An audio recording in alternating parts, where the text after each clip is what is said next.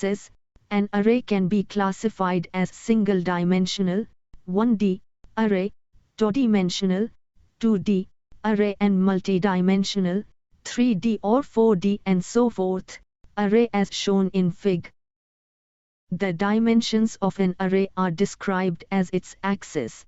The axes of an array describe the order of indexing in multidimensional arrays.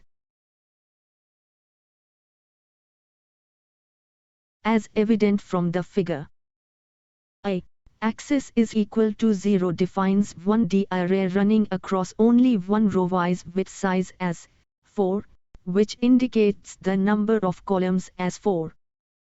B. The next figure shows a 2D array with axis is equal to 1, indicating elements across the columns.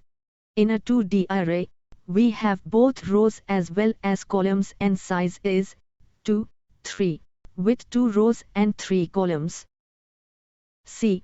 For a multidimensional array like a 3D array, there are 3 dimensions running across more than 2 axes, with size as 3, 3, 3. It must be remembered that axes are always numbered starting 0 onwards for an array. To rank, the rank of an array is defined by the number of axes it possesses.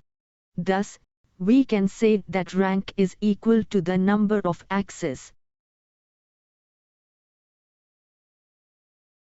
3. Shape. The shape of an array is defined by the number of elements it contains along each of its axes. The shape 0 method describes the shape, or, we may say, the size of an array and returns the size in the form of a tuple.